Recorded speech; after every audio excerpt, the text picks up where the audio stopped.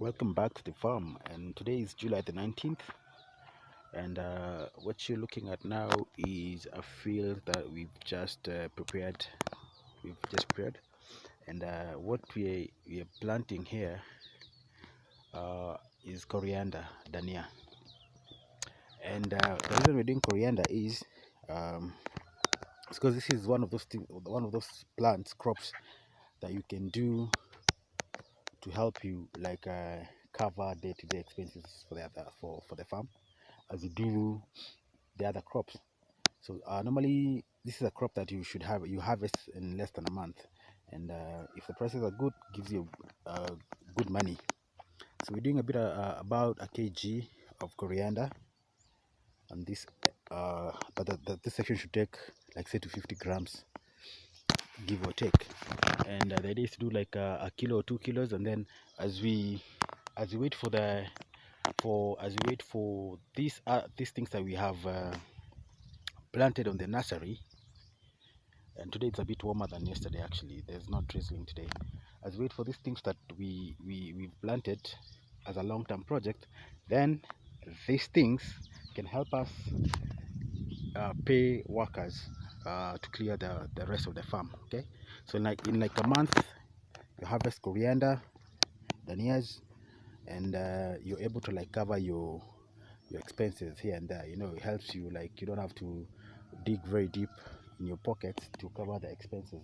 Again, these are things that if you're thinking of going into farming, then having a proper plan, like a proper, like in any other business, it's very important to have a plan, how to cover your short-term expenses, like workers. Labor is one of those things that's very expensive, in the farm, because normally a worker half day, in most cases you'll pay them about 350 to 400, 300 sometimes. So it depends on the availability of workers. So like when everyone is planting, when you're planting in season, like of course the workers are not available. And so these are things, some of those hacks, as you go along, you learn as you go. So it's good to have your if you to have like crops that make you money. This a good example would be like sukuma wiki, spinach, dania, and managu, tereres. These are things that as you wait for, say, for hohos or onions to grow, these are things that they don't need a very big portion of your space, like just a small portion of your land, and then they can help you like gradually pay for things like workers normally. So this we used to cover for this we use the money we get from this coriander and stuff to pay for our workers. Sometimes the prices are very good. You'll be surprised how much money you can make from, say, this bed. This bed is about what, uh 20 20 by, say, 20, and you'll be surprised how much money you can fetch from this small portion of danias when the prices are very good.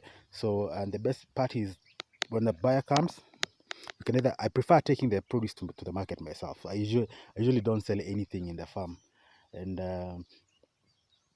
I usually don't. I prefer like taking these things in the market, and then you go to different markets where you can fetch good money. Again, that works for me because I'm not very far from the major markets, Marikiti, Kiambu, Ruiru, or Thika, Makongeni, or say, yeah, these major markets. I'm not very far from them, Githurai. So it's somewhere I can be in a very, and the cost will be very, very, very minimal for me to take the produce there.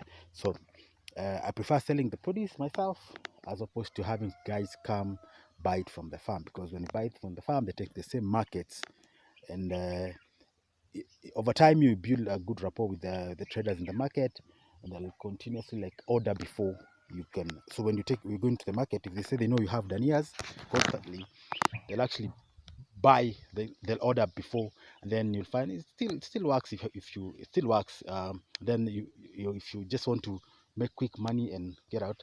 But if you've gone through all this labor, a lot, and the waiting, and I think it's better to just go sell for yourself.